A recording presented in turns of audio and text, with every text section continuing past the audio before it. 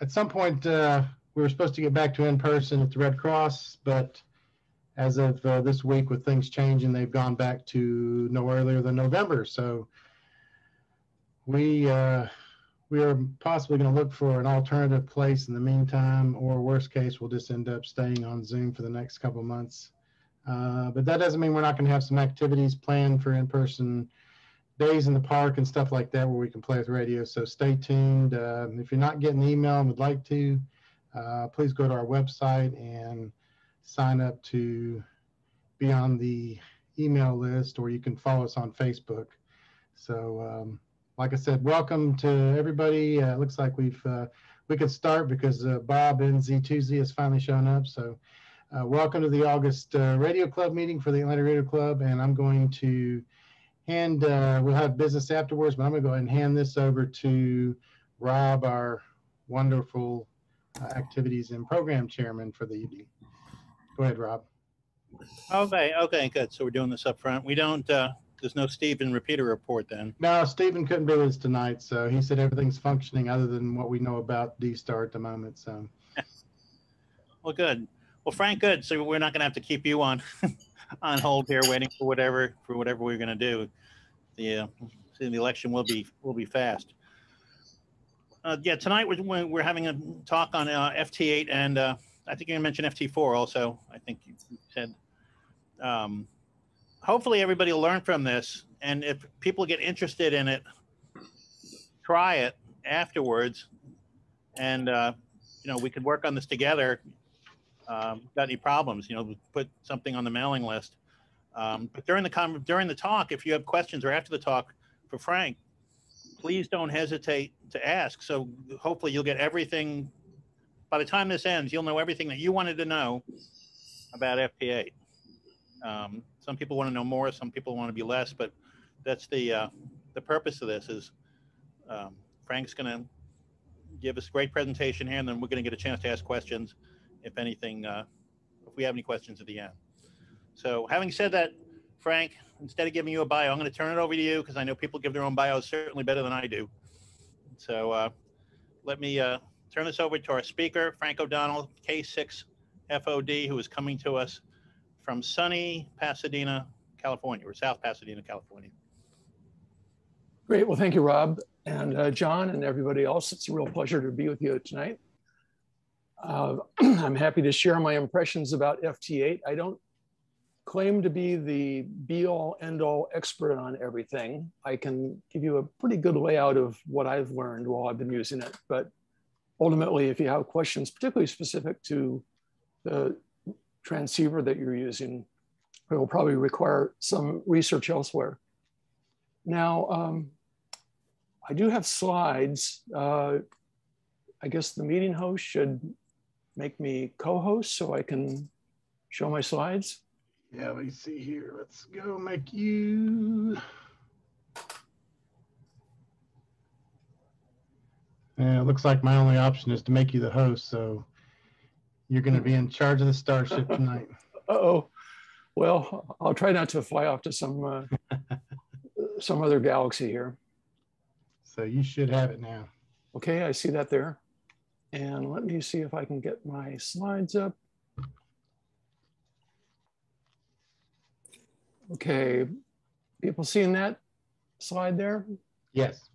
Okay, great. Okay, so I thought first I'd tell you a little bit about my personal radio story. I'm probably giving up a little bit of my age here. Here's a picture from 1963 with me when I was, I think, about 8 years old. And the dad in the family next door had this wonderful Hallicrafter receiver. And that really was me drinking the Kool-Aid on getting into radio. And in addition to shortwave listening, I really wanted to become a ham. I found that the technical portion of the study material wasn't that difficult, but my brain just didn't seem to be wired to handle learning code very well. And I tried and tried, made a few runs up the hill, and it just wasn't happening. So I stayed a shortwave listener for some years and, you know, tried to enjoy myself. Then about 3 years ago, I retired from work and said, well, I've got some time now. Maybe I should get that ham license, and they don't need a code requirement anymore. So I was really interested in HF DXing, and I knew that I was want to get a general license. So I did the technical and a technician and general, basically just right back to back. And lo and behold, after a little bit, I made pretty good progress in making QSOs with a fair smattering of countries, and have been able to work, I think, all the continents, certainly. So that's basically that. Now, the question is, just how popular is FT8? Here's a chart from the Club Log site, which is a logging site used a lot by DXers. And as you can see, after it was brought out in 2017, it's really shot up there. And I think the Club Log people are saying it's 60-something% of the usage that they're seeing on their site. And I guess a question would be, why FT8? And the main selling point that I see is that it's designed as a weak signal mode. And for DXing, it's more sensitive than either CW or phone. There's a good question about, well, how sensitive, how much more sensitive? And that's a little bit of an argument that I don't want to wade into. I heard a presentation by a fellow at another club recently who said he estimates that FT8 might be 10 to 12 dB, or almost a couple of S units more sensitive than CW. But that's a very spongy comparison, because CW depends on the capabilities of the listener. And so I'm a little skeptical about relying on those numbers per se. But the main point is that using a digital mode like FT8 or some of its sibling modes, you can definitely detect signals that you're not going to detect by other means. And in fact, a lot of people I know who are old-time CW people refer to FT8 as a, quote, sub-audio mode, because to their ear, the signals just aren't there. So where did it all begin? Well, it started with Joe Taylor, who's an astrophysicist at Princeton. He has a Nobel Prize for his work with pulsars, and he's a very active ham. And over the years, he's developed a number of digital modes for various kinds of specialized ham work. It started with modes designed for meteor scatter, and then on to moon bounce, or Earth-Moon-Earth, also called EME. And then in 2013, he came out with a mode called JT9 for the lower bands. And then in 2017 was really the big thing, where he came out with FT8. And then a couple years later, FT4, which is similar, but it's optimized for contesting. And so the question would be, what is FT8? Well, it's a digital mode. It's based on frequency shift keying. The FT means it was developed by Joe Taylor and a colleague, Frank, with an E. And 8 means that each signal consists of 8 audio tones. And each tone is 6 1/4 hertz wide. So the total signal is 8 times 6 1/4, or 50 hertz wide. And there are, just by general convention, a number of frequencies set aside on the various HF plus 6 meter and other bands for FT8 work. Now, if you have a receiver that has a waterfall or some kind of visual display, this is what an FT8 band would look like to you. This is actually from a receiver, an SDR I was using. And this is centered on the 20 meter band at about 14 megahertz. And you can see each of these squiggles, that's an FT8 signal. And from the point of view of how it's packaged, all of this is on USB from the base frequency. So the base frequency is down there at 14,074, and everything, all these signals are up to the right of that. And they cover about a 2 kilohertz range, 2 to 3. Now, if you have the software for FT8, which is called WSJTX, that includes a waterfall as well. And this is how that same band would look to you now. As you can see, this was on a pretty busy day, and there are quite a few signals there.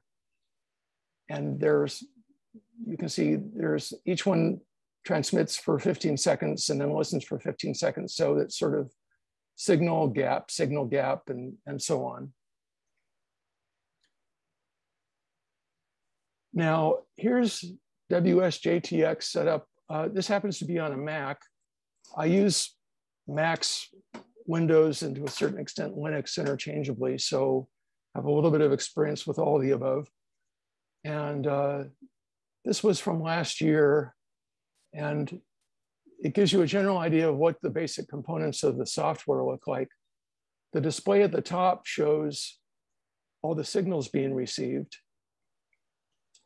And then below it in that panel, there's some entries in case I wanted to try calling one of those people. I could click on one of those and have a QSO. And then at the bottom is that same waterfall you saw on the previous slide, except this is a slightly less busy day on that particular band. Now, a traditional FT8 QSO would basically consist of a number of elements. Let's say that you have WSJTX turned on and you see an entry for HS2XYZ in Thailand calling CQ. So you would see that text line appear at the top, and the OK03 is their grid locator in Thailand there. So if you're at the club station there in Atlanta and you want to call them, you would double click on that line, and the software would send for you WS2XYZ from W4DOC and your local grid locator. I believe it's EM73, if I got that right. And then if the Thai operator hears you, he or she might respond with your call sign, their call sign, and then a -22. And that's basically your signal strength. That would be -22 dB. And in round numbers, of course, a lot of things depend on your antenna and your rig and everything, but my experience is that WSJTX and FT8 are sensitive down to somewhere in the mid -20s. I think the weakest signal I've ever seen was like a -28. But those are really at the edge of decodability. As a general operating rule, I would say that anything in the teens, -17 or 15, -12, is pretty close to a pretty good shot there. And anything stronger than that is probably either local to you or somebody with a big power amp somewhere who is a pretty mighty signal they're putting out.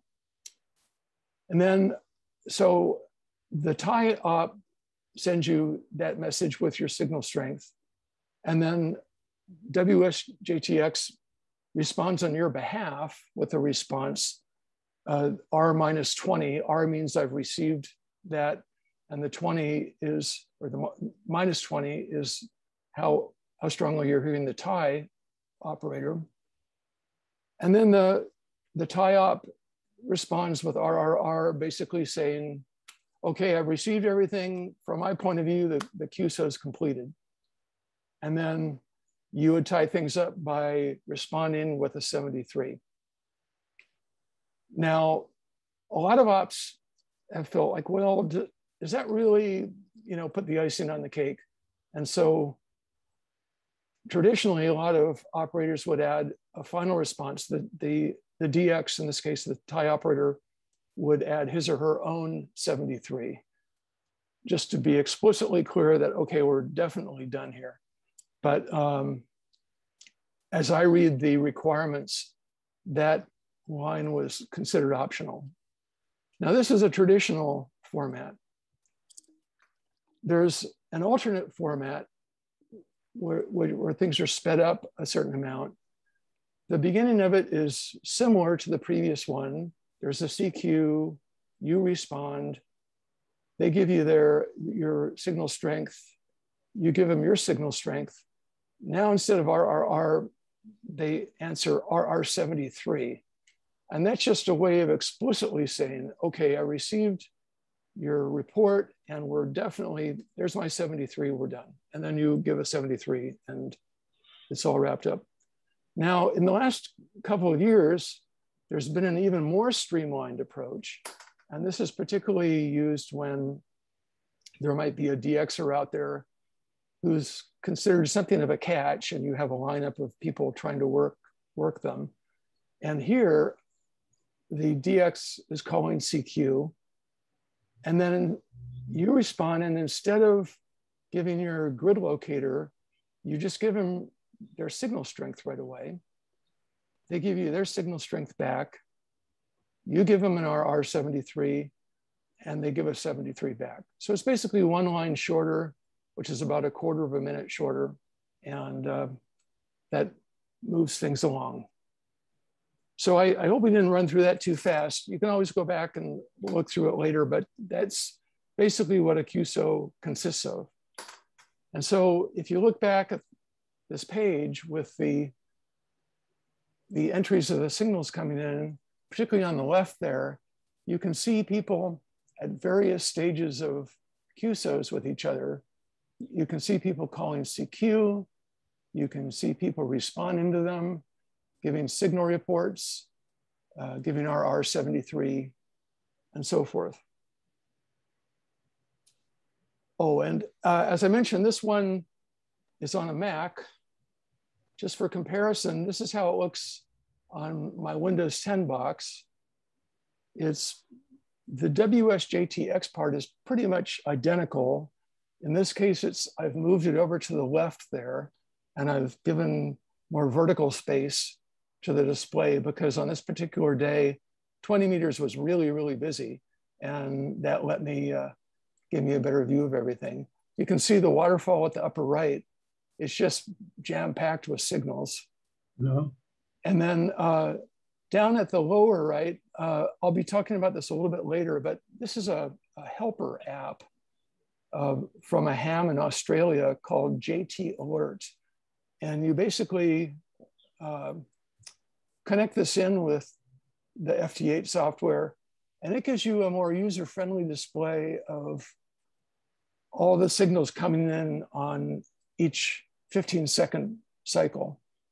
The ones in green are people calling CQ, and it also will indicate, like there's one in Georgia down there, KN4JCD, and it has a WY next to it, which means that ham is looking for Wyoming in particular to complete probably worked all states.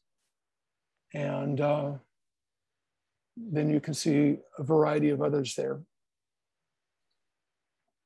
So now what do you need to do to operate in FT8?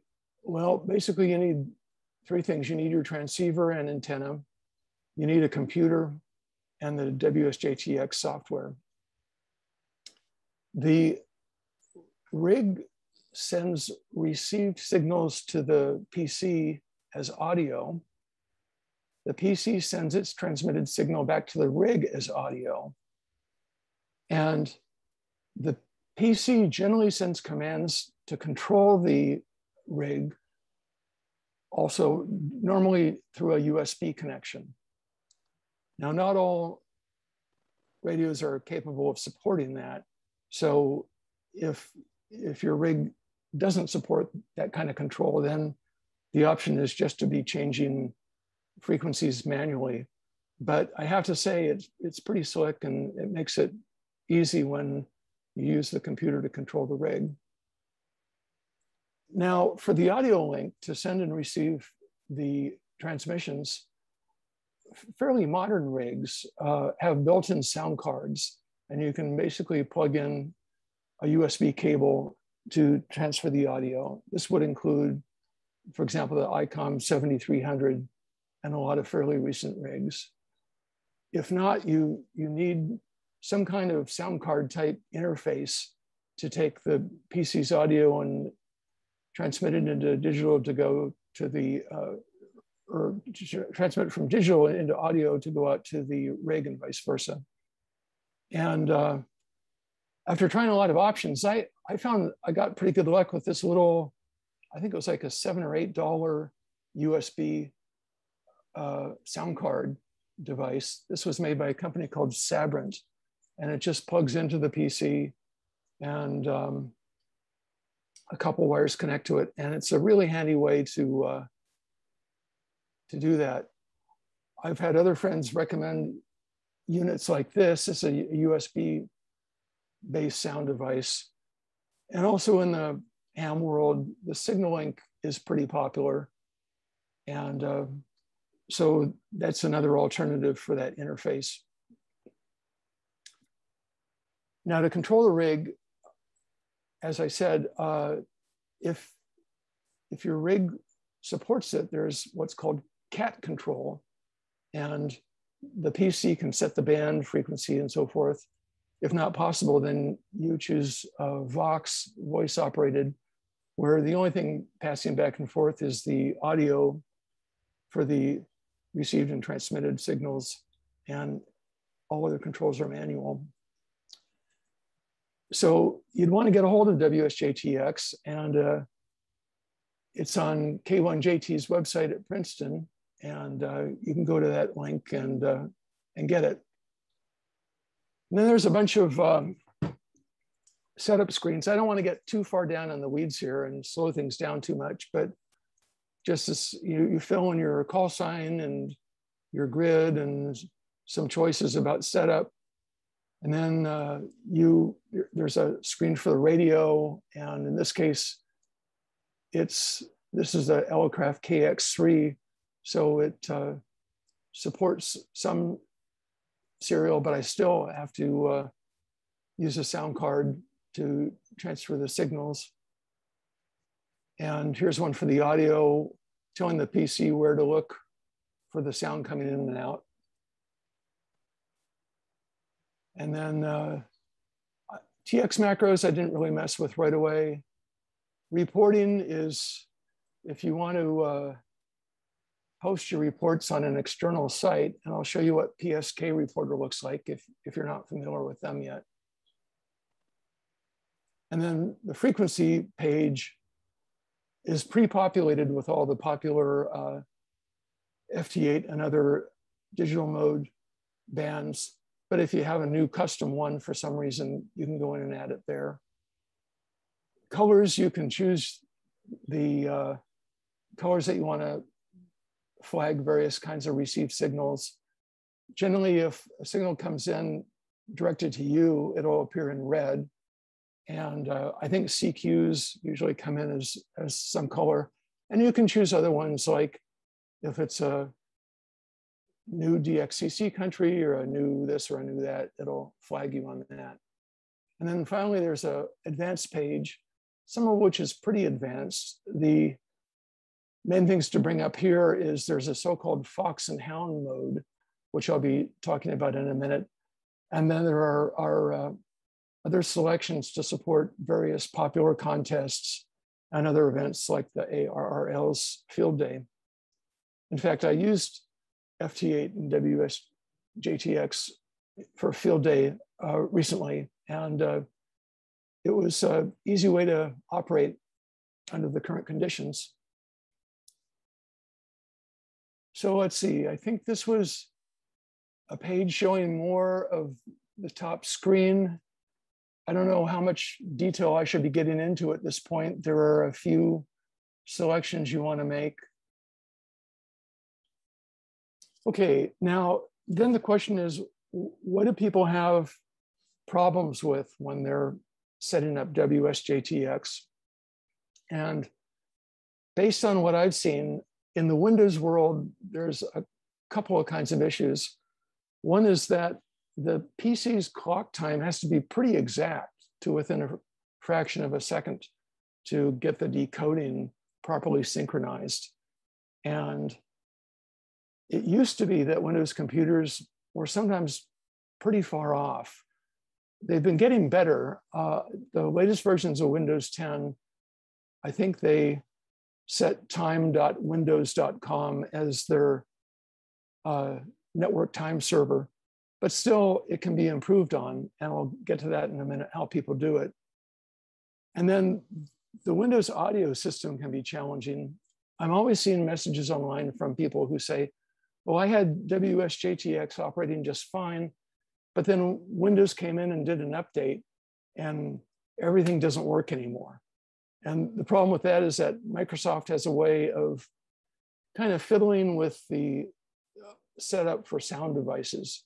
So it is something that you have to keep an eye on when Windows comes through and does an update, just making sure that the sound system in particular doesn't have any problems with it. On the Mac side, the biggest number one error or problem is it's a little bit esoteric, but it's something of shared memory error. And if you're a Mac user and you get this error, just go through and read the README on the Mac version of the software, and it will give you some commands that you need to execute in order to get that squared away. Okay, now I mentioned Fox-and-Hound mode, and this is a really interesting new capability that the software team came out with. They recognized that sometimes a DX operator is so popular that a particular band is just going to get completely swamped with people trying to call that operator. So they developed a new separate mode where a different frequency can be set aside and the operator can announce, okay, I'm going to be in Fox-and-Hound mode on 1407 something or other. And then this is a way for them to work a whole bunch of operators at once. The DX can work many ops quickly. The DX is known as a Fox. The operators chasing the DX are hounds. And it uses a frequency outside the normal FT8 subband. And there's a special mode in WSJTX that makes this work. In fact, this goes back to that advanced page, and down there at the bottom, you'll see I've clicked on Hound, and I would click on the special operating activity, and that would put me into that mode. Now, there are some rules of the road here. Once you get onto Fox-and-Hound, do not start trying to call the DX unless you can hear them. I've actually seen this happen where somebody will be trying to call the DX just hoping that they get lucky. But the fact is, if you can't hear the DX, then it's pointless because you're not going to hear their response. And the way this mode works is the waterfall is a couple of kilohertz wide, and above 1,000 hertz is where everybody positions themselves to start calling, and they get there and they call and call and call. And then the Fox will eventually answer. And from that point on, the software is pretty automated. They'll be moved to a lower frequency, and the QSO will be completed pretty much automatically, unless there's a problem where the DX can't hear your response or something like that. So here's a page of a Fox-and-Hound activity I was following a while back. And I think this is VP6D on Ducey Island. And so in the waterfall down there, you can see that up above 1,000 hertz, there are some operators who are calling the DX. And then once the DX sees them and responds, they all get moved. There's that little pack of signals down in the lower left. And that's where they get moved to complete. And if you're interested in all the further details, you can certainly go and read up more on this. It might be a lot to throw out all at once, but the main point being that it's a really fast way to work a lot of operators at once. Now, beyond FT8, there's FT4. This just came out a couple of years after FT8. It's twice as fast. Each transmission cycle is 7.5 instead of 15 seconds long. It's not quite as sensitive, and it's basically optimized for contesting. You can work operators twice as fast as you could with the regular FT8 mode. Okay, some handy tools. This is a tool called PSK Reporter. You can go to this site, and I include a link at the end, and fill in either your own call sign or one of another operator of interest. And this shows all the stations I've been hearing. And if I'd been transmitting recently, it would also show people who have been hearing me. So it's a good way to know what bands are open to what parts of the world at any given time. QRZ.com, I imagine even if you're not into digital modes, this is something you probably used. And this is basically a place where you can go in and look people up and get more information. For DXing, it's a good resource because one of the things you want to know is, well, how can I get a QSL after I've completed this QSO? And operators usually include that information on this page. Although I have to say that increasingly over the years, DX operators are less and less into sending paper QSL cards, and they seem to be getting more into online verifications. The ARRL has a site called Logbook of the World, which is basically an online database for confirming QSOs. And then I think I included this slide just to show this JT Alert helper app on the lower right. It's handy because as you're operating WSJTX, it will, in a more user-friendly format, tell you what signals are there and who you might be interested in working. There's a similar helper app for Mac, and this shows what that looks like as well. Okay, a few notes about good etiquette on FT8. Number one, keep your signal clean. If you see how ragged and torn up these signals look, somebody has a severely overmodulated signal, and it's just spreading a lot of junk up and down the waterfall. So after you get on WSJTX or for FT8 or another mode, you really want to ask people for signal reports to confirm that you don't have a problem like this. There's a general sort of code that you don't transmit on the DX's own frequency. The thing with the Waterfall is it gives you 2 or 3 kilohertz wide for you to plop yourself down somewhere, and you don't have to be on the very same frequency as the DX. As long as you appear somewhere in the Waterfall, the DX is going to be able to hear you, assuming you have a strong enough signal to get to them. Now, unlike the CW world, calling a DX station when they're working somebody else is generally considered okay.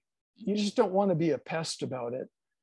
I've seen some operators come in and just, almost harass the DX, and it can get to be a little bit too much. But if you just kind of send them a little response every now and then to let them know you're there and you're waiting, that's considered kosher. Now, COVID obviously has been a major issue of the last year. A lot of DX, after you work through the low-hanging fruit of relatively easy countries, a lot of the DX that, for example, I came to be waiting for were put on by DXpeditions, where somebody would put together a group and they would go to some relatively exotic island or country somewhere, and they would work there for a few days or however long, and they might get in their logbook many QSOs, tens of thousands if they had enough operators. And because of COVID, a lot of those had to be postponed or canceled. Getting in and out of countries became very challenging. A lot of teams wanted to go somewhere and they were told, well, they had to have a 2-week quarantine when they arrived before they could set foot on an island. And that became very difficult. However, the bands over the past year have seemed to be busy anyway, because a lot of people have been staying at home and they're by their rig, and so naturally they get on the air more.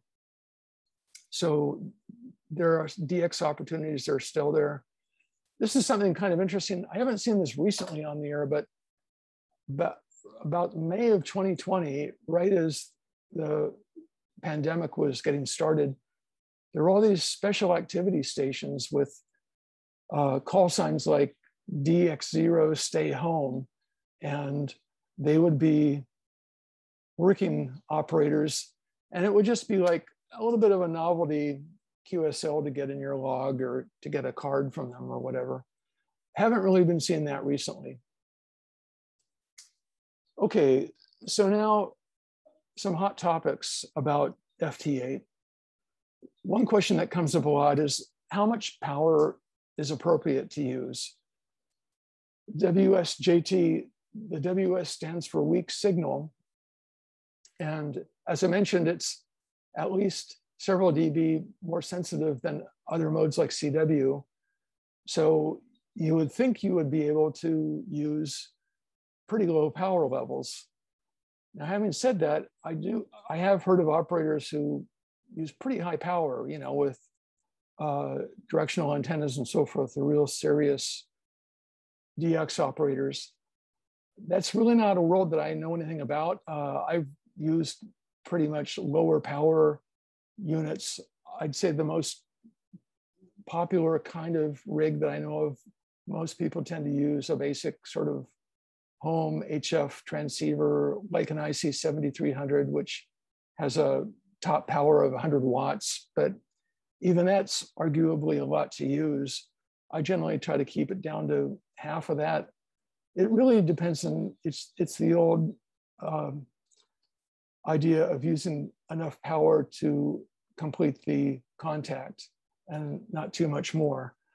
When I did the field day recently, I decided to do it as a QRP project, and I was using just 5 watts. And so that was a interesting, different experience. But for me, that's a lot of fun because I tend to be at the lower power end of things. So my maximum is basically less is more when it comes to power levels. Then another question is, what can a technician licensee do?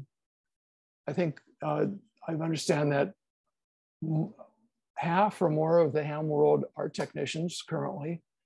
And so if you're a technician and you're interested in this, where can you operate FT8? Well, I don't claim to be the expert on this, but as I read the ARRL guidelines on the FCC rules, technicians basically have all ham privileges above 30 megahertz, but below 30 megahertz, they're much more limited.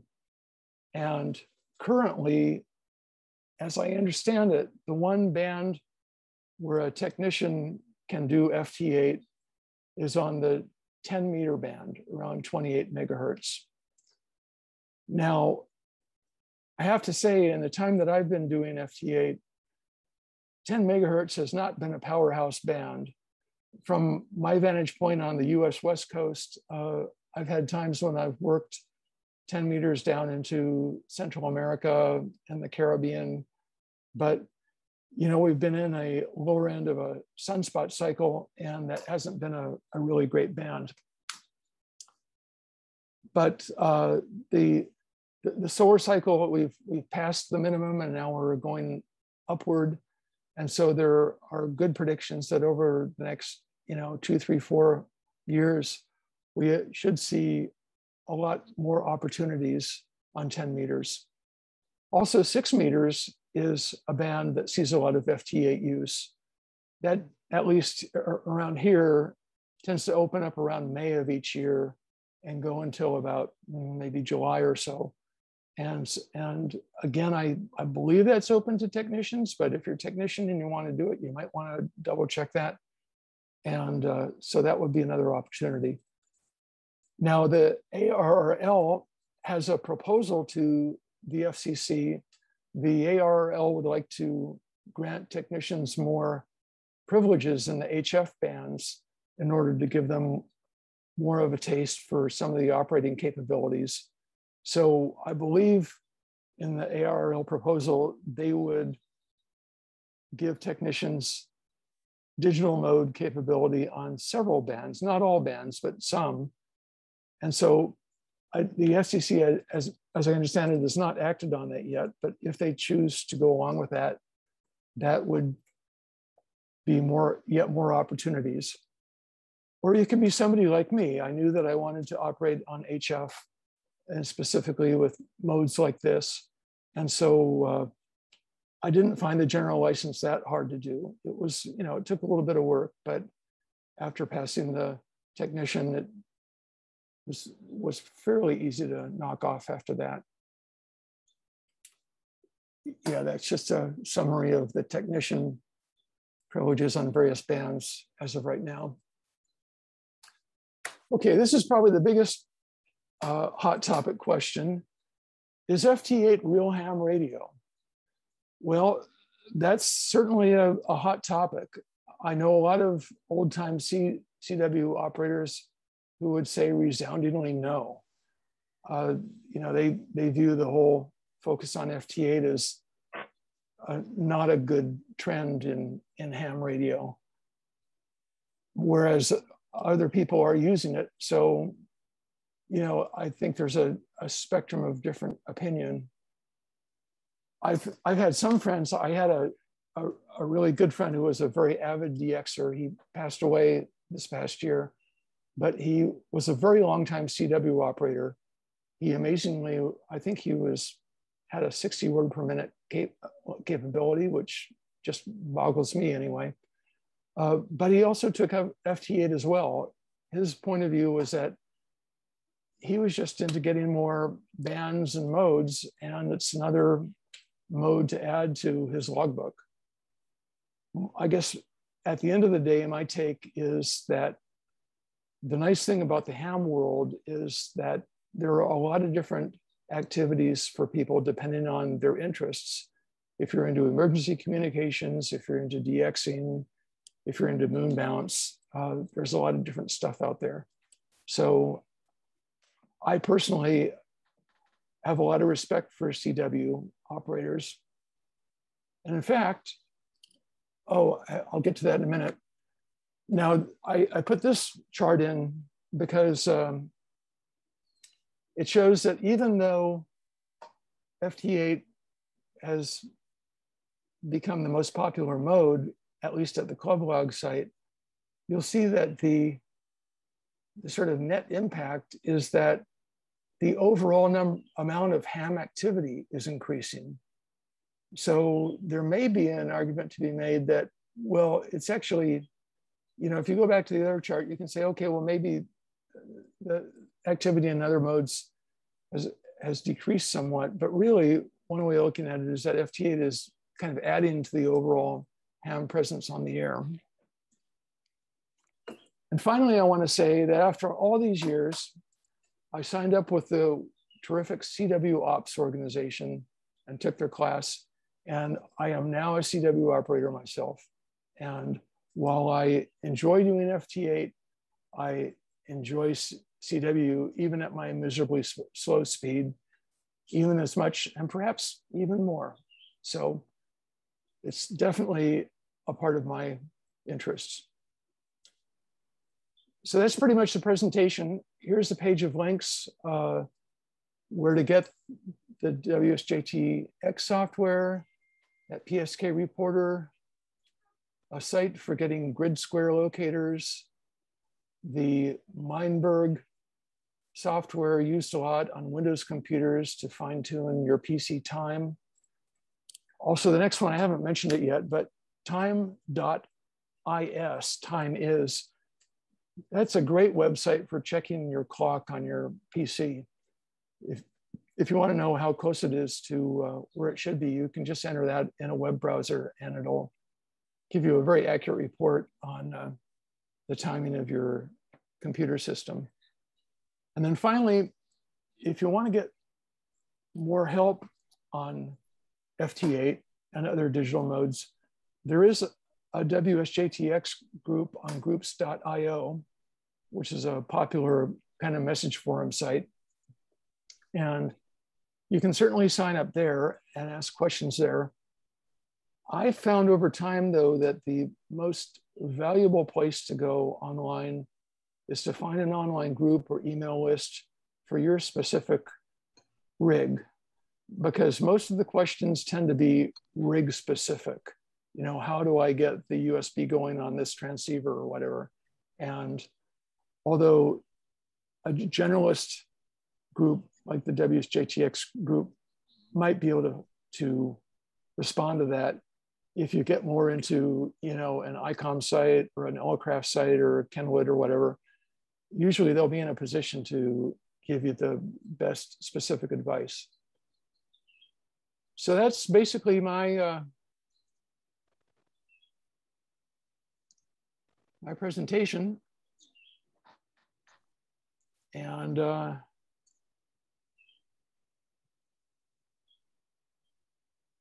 I guess we'll entertain questions now, if there are any. Hey, Frank, on those abbreviated exchanges that you showed in the first part, how do you set those up to use those in FT8, and how do you get the other guy to respond in kind?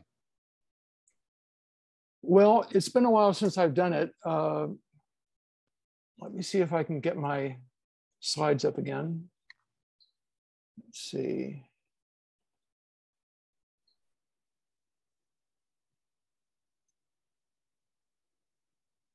I think there's a better, clearer page on this. Okay, so basically down at the lower right, that's where you define the responses that you want to give at various points in the QSO. And so you can set it up on a particular line if you put RR73 in there. And I think there's kind of a toggle, if you can choose it one way or the other, that will dictate how you respond. And I've never had a DX operator not respond to me when I chose to say RR73 at a certain point. I have very, very occasionally, I've seen operators, and usually they're in the US, who will get a little bit sort of sticklers for completing the QSO, and who will say, well, I didn't hear a 73 at the end, so I'm not putting that in my log. Well, it's really their decision. But I don't think I've ever heard that from somebody who would be considered a DX that people are going to be chasing. So you just enter the exchanges manually in those boxes? Well, you can pre-populate. You don't have to exchange. Yeah, you enter it manually, but you don't have to do it in real time during the QSO. Yeah. You can just set it up in advance, and it will basically select which ones you've defined. Okay.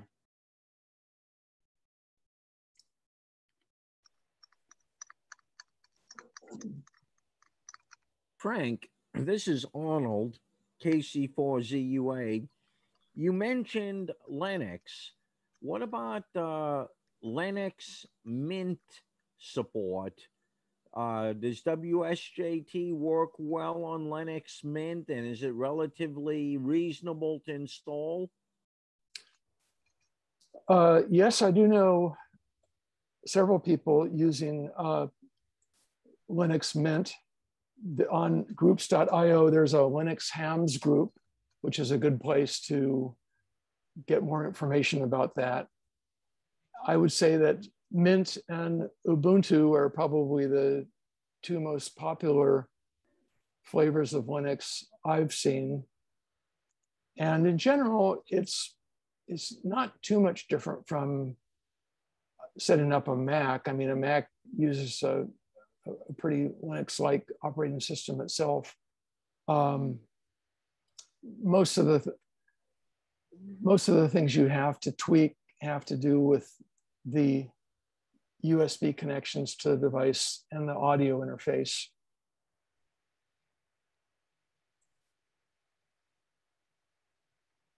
Okay, thank you very much. And Sure. one more quick question. Are there utilities to help you set up, receive, and transmit audio levels? Audio levels, I'm not sure if I quite follow you. Well, sometimes there's utilities or, test modes to assist you in setting up, your receive and transmit levels on the audio side, to prevent the spatter you're talking about. Right. Yeah, I found that to be a little more rig specific. For example, I think I may have mentioned that one of my radios is an Elecraft KX3, which is a little portable, goes in a backpack actually, and it transmits up to 10 watts or so. And the Elecraft radios, they have kind of an Elecraft specific routine that you go through to set the audio levels. And you want to get, when you're doing a test transmission, you want to see so many bars on a signal meter. So it's hard to generalize for rigs in general, but that's where I would look to people at, in an online group or email list for your particular rig to give help on how to accomplish that. But thank you very much, Frank. Great presentation. Sure, thank you.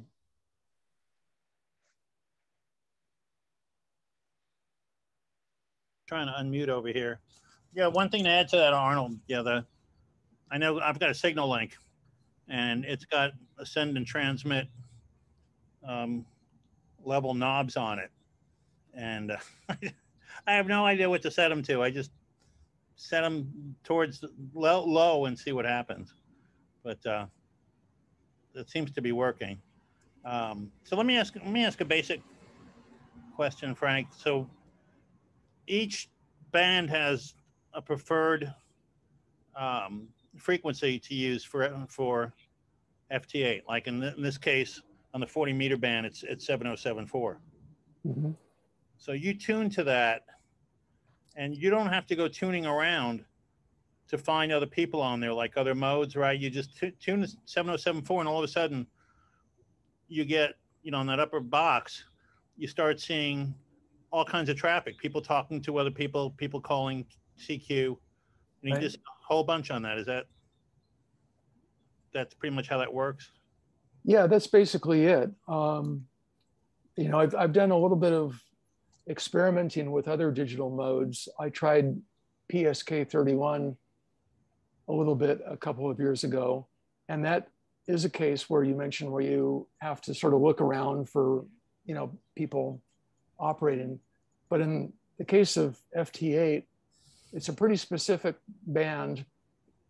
And usually what I would do is I would just go to each of the bands and wait a minute or so to let a couple of cycles go by and see who's out there and see how busy the band is. And so I might look at 40, and if it's pretty quiet, then I might go up and look at 30. and 20. And when you've done it for a while, you get a feeling for what times of day, tend to be better or worse for the, I'm sure as it would be the case with any other modes. And then FT4 has its own frequency, which is off a bit. For example, I'm not sure about 40 meters, but I know on 20, FT8 is on 14074 and FT4 is on 14080. So it's a little bit up. And sometimes I'll be looking at the band on an SDR waterfall, which will give a pretty wide view. And I'll see all the little wiggly lines of FT8 over on the left. And then I'll see the wiggly lines of FT4, a little ways away. And I'll know it's FT4 because it's broken up twice as often into twice as frequent chunks. And then sometimes I'll be looking at it and there'll be way over here, oh, here's a whole bunch of signals here. And I'll go over and look at that frequency and it'll turn out to be a Fox-and-Hound activity from some DX on some exotic island somewhere. So everybody's transmitting, let's go, the 15 seconds. So you transmit for 15 seconds and then listen for 15 seconds? Well, when you first turn your radio on and you go to the band and you haven't hit transmit yet, you're just in receive mode. So you'll be seeing both of those cycles. They call them the evens and the odds, and you'll see the evens and then you'll see the odds. And then you can make a choice to do one of two things. If you see a station you want to call, you can just double click on their transmission in this box at the upper left, and the software will automatically set you up to transmit during the next appropriate cycle. It'll do a lot of the thinking for you. And so that makes it fairly easy. Now there's kind of a joke, and people who don't like FT8, I saw a cartoon. It was Linus and Snoopy sitting on a dock, and one of them said, well, my radio is at home working Asia right now. There's, some people feel that WSJTX is too automated. Now, I will say it's more automated than, CW is, but it's not as though you walk away and over dinner, your radio completes a bunch of QSOs for you. There's a fair amount of effort involved in looking for signals you need. And when I was at my busiest working DX, I would be reading the weekly DX reports from the ARRL and from the DX Daily and so forth, and would be looking at bands just to look for countries I needed.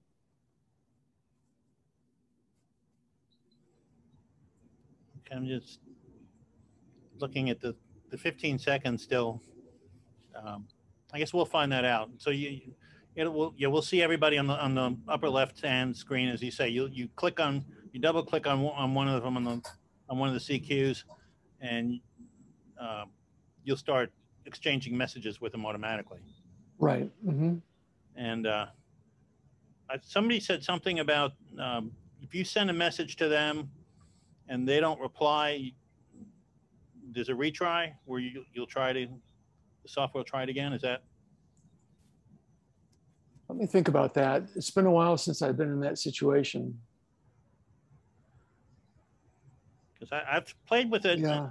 I can't even tell you what happened over there. Yeah, I think that's the case. I think it will do.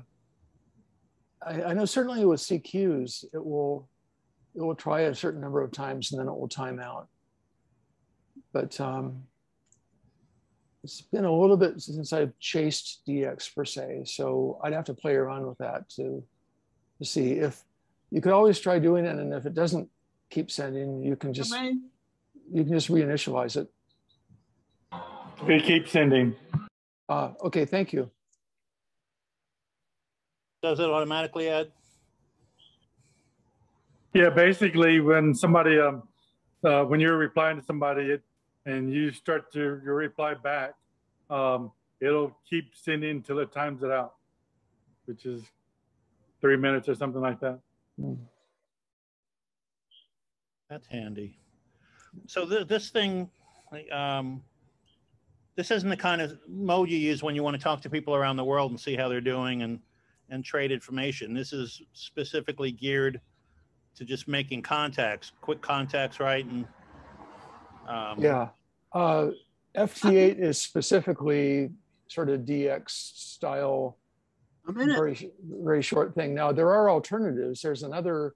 Oh, it's on Zoom. Called JS8 call, which uses the same technology of WSJTX, but it is more of a traditional conversational QSO kind of thing. When I was experimenting with PSK31, I found that it just wasn't as sensitive as the WSJTX was. If I was using a given antenna and a given power level, I would seem to get out more with FT8 than I would with PSK31. But I think with JS8 call, that may have solved a lot of that. I haven't personally used that though. Yeah, JS8 call was actually developed by a ham here in Atlanta. Oh, great. Jordan Shearer, JS, in the QRP club. Anybody else? This thing looks like it'd be fun to try if I get my antenna going. One thing I did the other day, and it actually worked, was I went to one of the receive only. You know, you have radios around the internet that you can just hook up to, and you can listen. You know, listen to the radio. And I did that. I was listening to FT8. And it was just coming out of my speaker, you know, just coming out with all, you know, just tones and, you know, just digital out of the speaker. I fired up WSJTX and told WSJTX to listen to the speaker, and it heard it. And all of a sudden I got a whole bunch of stuff decoded. I couldn't transmit, but apparently there's a lot out there. There's a lot of activity out there. Yeah. Yeah, that's certainly true. I mean, I've had that experience too, where if you just have a computer sitting there with WSJTX on it, it might pick things up on your microphone and then be able to decode it. It's a very strange experience when it first happens to you. Just a comment. I didn't know anything about FT8, and your presentation was very good. It covered all the bases for me, and I will definitely give it a try. I enjoyed your presentation very much. Thanks for doing it. Oh, thank you. Yeah, I would suggest looking for further resources. If you happen to have a local Elmer who has a rig like yours and who's involved in FT8, that would be the gold standard of help. Failing that, because I get online a lot, online groups are a good way to get information. You know, YouTube videos, it seems like there's a video out on just about anything out there.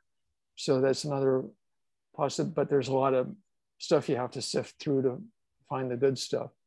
And then the WSJTX team put out a really good user manual. And so it's worth downloading their PDF of that and just reading through it. That gives good information. And there's another ham named Hinson. I'm slipping on his call sign. He's in New Zealand. And I think he has a background as a technical writer. And he's written a document he calls Hinson's Tips on FT8. And that's a good sort of conversational sort of hints and kinks kind of write-up.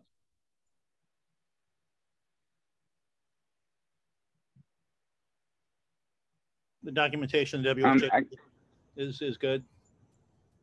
Yeah. His FT8 guide is fantastic. It's like 70 or 80 pages. It's gotten very long. over the years. So it talks about all these things on the screen, like the TX and the whole It covers everything end to end, from protocol to using the application to radio interface. It's pretty much FT8 soup to nuts. And And I don't know if if it was covered. I was kind of in and out, still finishing up work. But did you happen to cover it all? There's a modified version. I think there's a couple of different modified versions of WSJTX, but there's one called WSJTZ, and I mean, it basically took the original WSJTX, and the guy who did the work has made some really interesting and very useful extensions to the application. It's worth checking out. If you just search for WSJTZ, you'll find it. He does have a group on groups.io, and the downloads are also available on SourceForge, just like WSJTX is. Great. One, I just wrote down something. Just saw something I wrote down earlier. You showed that there was a special. They were using a special call for staying at home. Right. Mm-hmm. Were they transmitting their real call sign in there anywhere for the FCC's benefit? Because it looked like the from call was that long call, right? And then Actually, I believe it was the other way around. That line of transmissions or signal decodes that you saw were people calling that op. And I believe it's been a while now. This is like more than a year ago now, but I think those operators tended to be in Europe, I'm going to say. So, and I believe those are valid call signs that were granted by their national organization. So, yeah, I guess I was thinking of our specials. That makes sense. Thanks. Anyone else? This is your chance. This is there's good stuff here. Good stuff.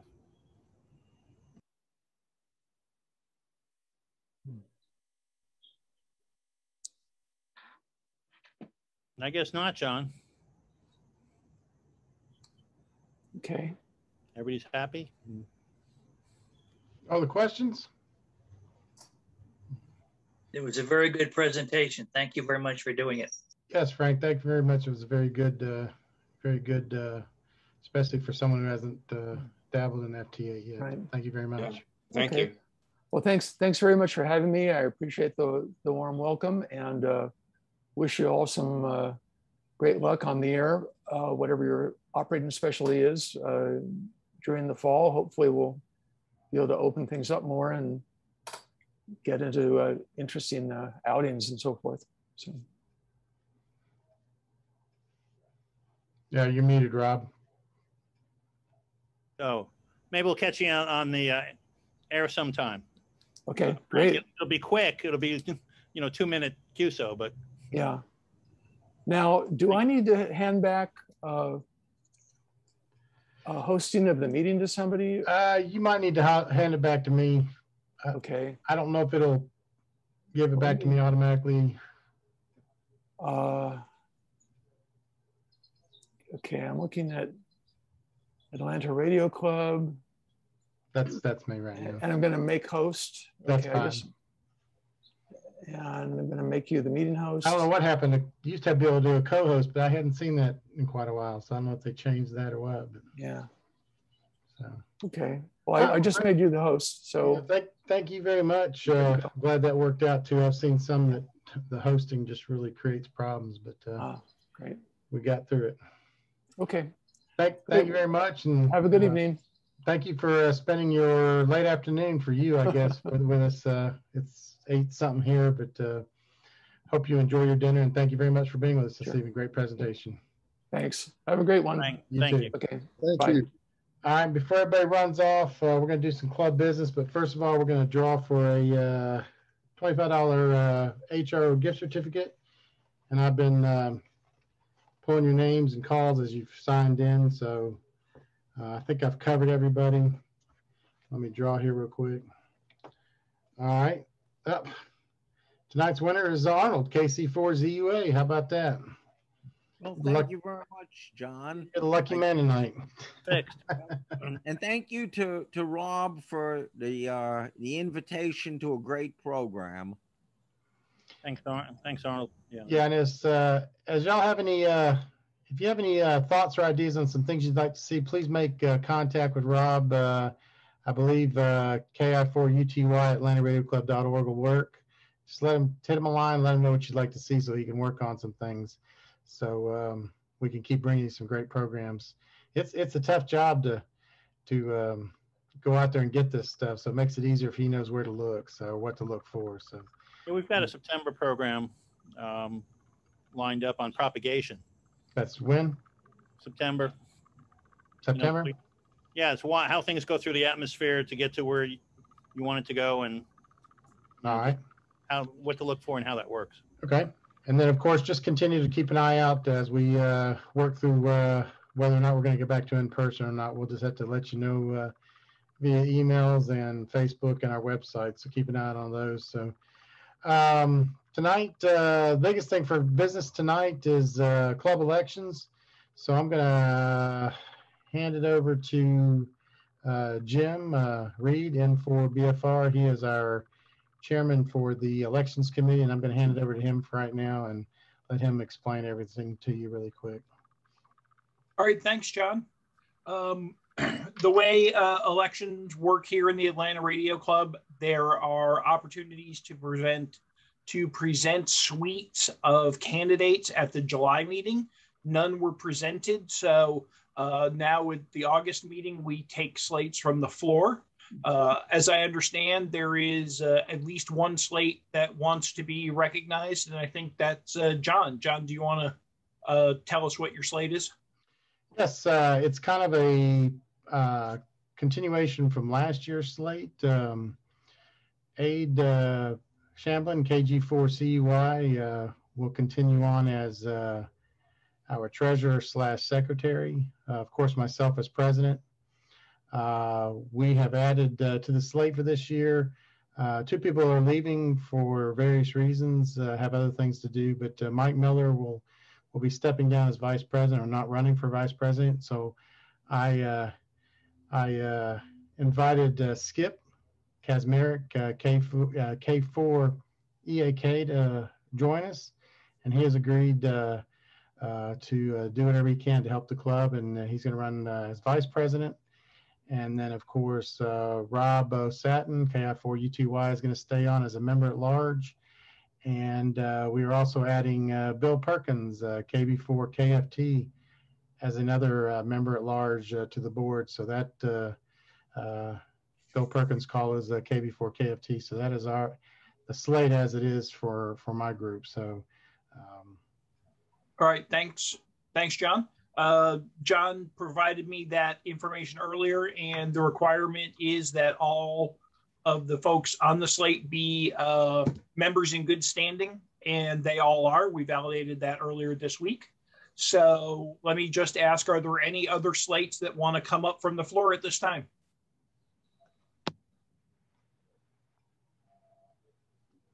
Hearing none, how about a motion to accept this slate by acclamation?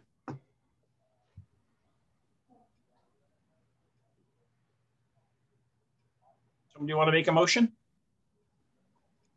Can a slate member do that? I think I saw Alan.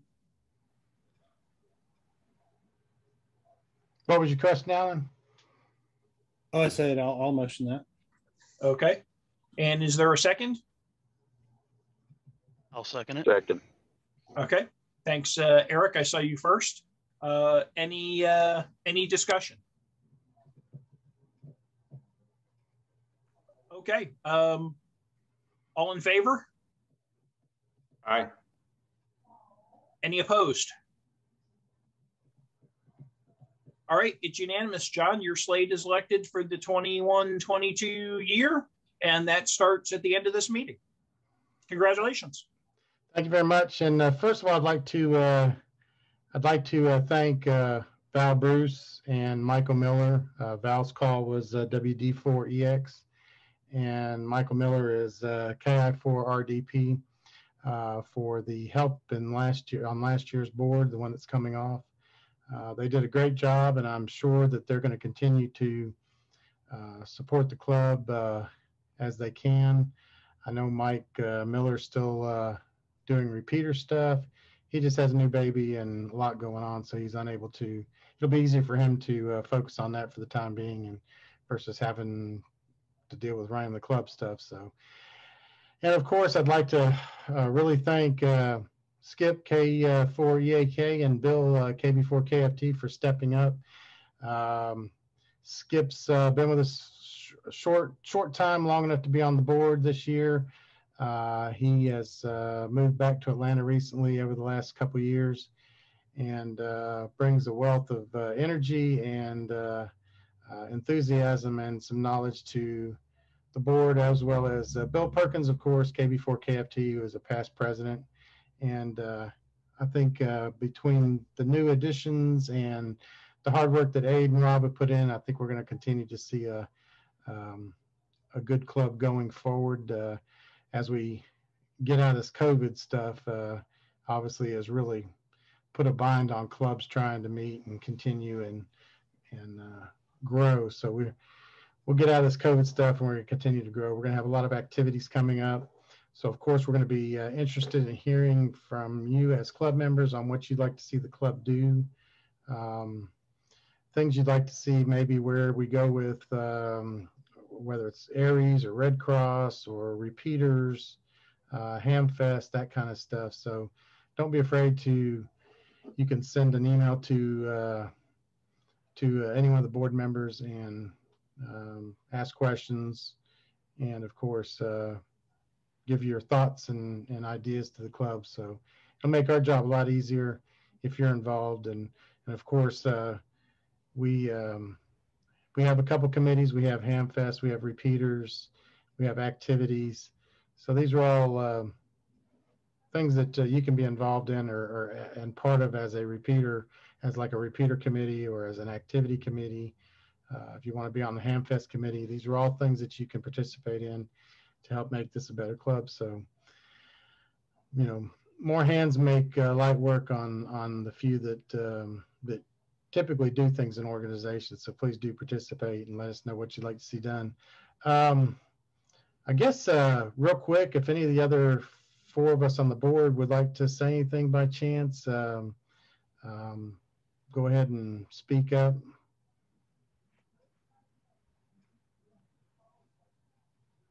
No. Well, yeah. Well, I guess I won't go. Okay. You need to speak in sign language. Yeah. We for the time being at least, we haven't stopped it. Yeah. We meet Fridays at the Mellow Mushroom in Brookhaven at 12:30 for lunch. 12:30 Fridays, Mellow Mushroom. It's across the street from the Brookhaven MARTA station on Peachtree. So we, depending on the weather, you know, we've tried to eat outside. It was hot last week, so we didn't do that. But our first efforts will always be trying to get outside, just to give everybody some space and, you know, airflow. So that should be good tomorrow. And Huntsville's coming up. John, you want to mention something about what's going on in Huntsville? Yeah, real quick. Huntsville is the Friday the 20th, I believe, through that Sunday. We've got this really big banner that we stick up for the Hamfest, so that'll be the backdrop for our booth. But we've got a booth, and luckily this year they're flip-flopping the layout around quite a bit this year, I believe, from what I saw in the layout. The entrance is different. I don't know if it was just for to accommodate the number of flea market tables and vendors and everything like that. But anyways, we'll be right near the entrance to the right of to the left of the stage. If you're facing the stage, we'll have a booth right next to it. So we'll kind of be right in the thick of things and in front of everybody, quite a few people all day long. If you're going to be at Huntsville, please stop by, and if you want to hang out for a while and promote the club or the Hamfest, we're more than welcome to hang around and do that.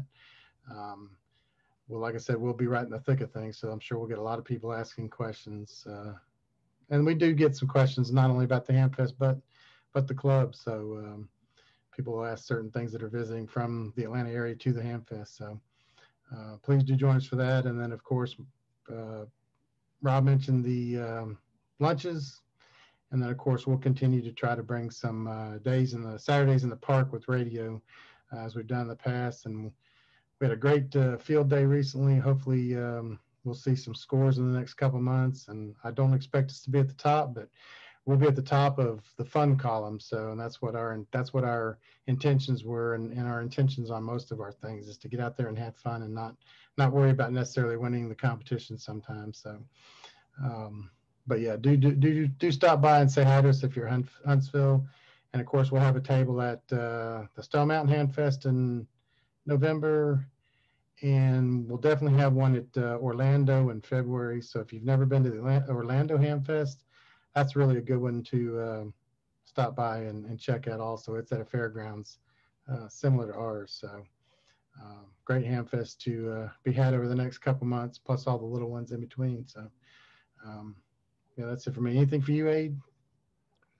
No, financially, the club is you know, we're not rich, but we're doing well. We're quite stable financially. COVID has really interfered with not just ARC, but everything for the last couple of years, and continues to interfere with things, but hopefully it will pass. Thanks to Jim, Jim for chairing the election committee, and looking forward to working with the new members, the new officers. Congratulations and thank you for your service. And thanks to our departing officers. Thanks for their service.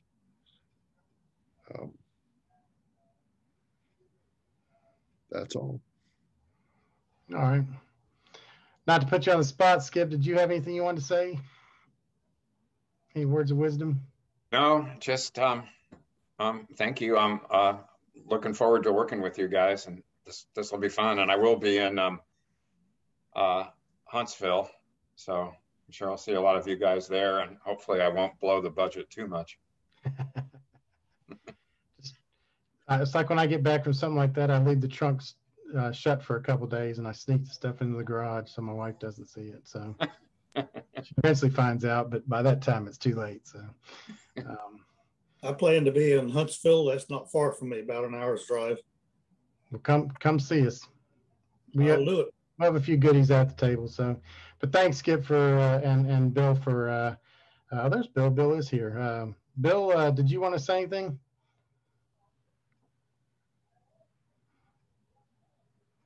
Bill may be in the middle of some other things, but no, he has no mic.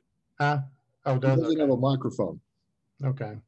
Membership, guys. If obviously it does take money to run a club, so if you've not renewed your membership in the last 12 months, please do so. It is a big help. We've got phone bills to pay for the repeat, connected to the repeaters, and we've got other things throughout the year that we have to pay for. So. Unfortunately, there's always the dirty part of running an organization is that you need money to do it. So if you haven't renewed your membership, please think about doing that. And if you're not sure, you can contact Aid, KJ4CUY at AtlantaRadioClub.com and ask, and he can tell you whether or not you're up to date or not or anything like that. So plus also up-to-date information. It helps if you've moved recently. For us to know that you've moved. So let us know if you've had a change of phone numbers or addresses, anything like that. So please do consider supporting the club financially. It is important. It helps us do club things throughout the year. So that's about all I have for right now. But anybody have any questions about anything? Any ideas on some things they'd like to see the club do over the next 12 months in particular? Yeah, if you think of something, just let us know. We're going to get together as a board, and we're going to go through the calendar for the upcoming year, and we'll put out a calendar of events that we're going to focus on over the next 12 months. So if you don't see something there, then you can contact us, and we'll try to squeeze it in. So I don't have anything else. Thanks again to Rob tonight for another great presentation. And it sounds like he's going to keep on going. Hopefully we'll come back from Huntsville with some more ideas for him. And if you have some, let him know. And thanks again, Jim, N4BFR, for being the elections committee chair. It is a very big help when people step up and do these things. And it is very much appreciated. So thank you very much, Jim. Any questions, anything from the rest of the club? Now's your chance to, I guess you could email later, but now's your chance to spur some other people to think about something too if you throw out an idea.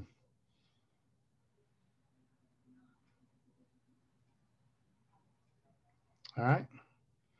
If not, as of right now, the September meeting, I guess, will probably be in Zoom.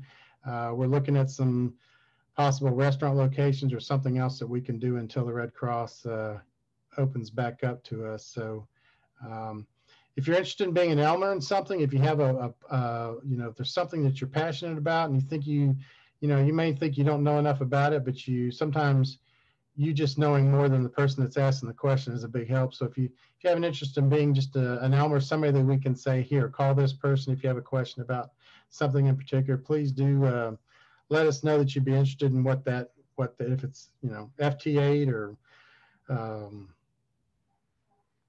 it could be throw some things out here, but just antennas, whatever. If you've got, if you've got an interest in something and you think you could be of assistance and don't mind getting a call from time to time, please let us know who you are and what you'd like to be on the list for, so that we can offer Elmering type things to people in the club. That's a big help, especially with all the new techs that are coming on. Thankfully to COVID. I mean, there was one good thing that I guess that came out of COVID and all this is it kind of pushed a lot of people to give ham radio a second look or a deeper look and actually get a license. So good things do come from bad things, and this was one of them. So, well, if there are any other questions. Add one. I'm always adding things. I guess that's why I'm a math guy. If anybody has any questions for any Elmers, anybody wants to find out anything at any time, we're looking for people, right, to provide answers for people with questions. And the other side of that is if you have questions, you can respond through the website, through groups.io, through Facebook, and we'll get you the answers. So that's the advantage of being in a club, is having access to other people, and we're there.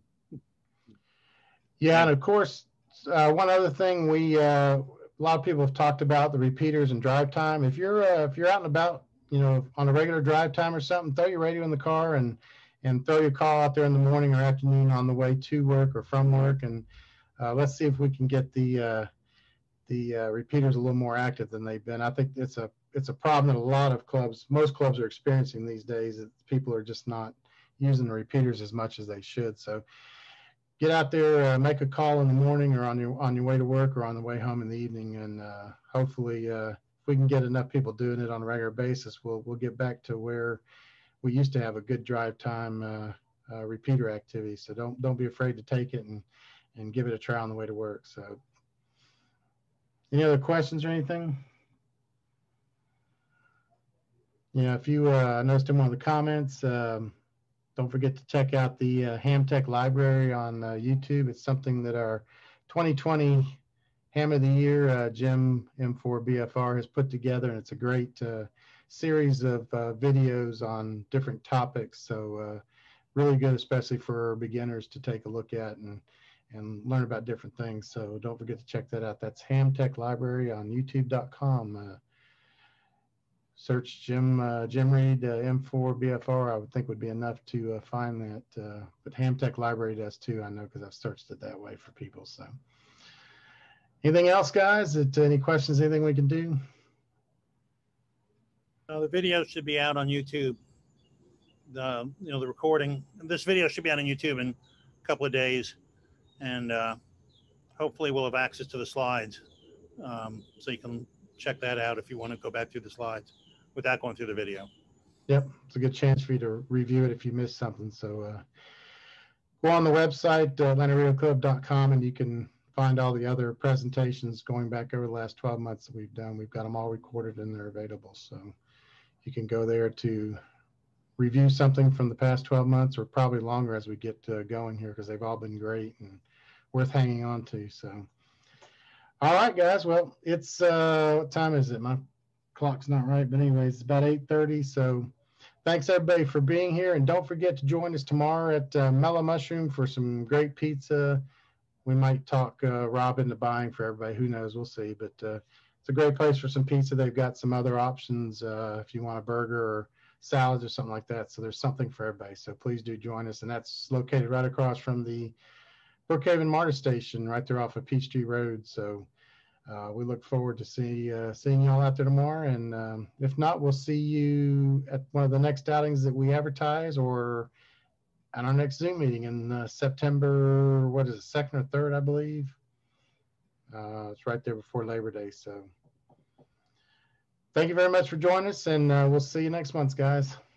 All right, everybody. Thank you. Thanks, John. Congratulations, everybody. Thanks. Congratulations, Thanks, everybody. Congrats. Hey. Good to see WA5 TSU there.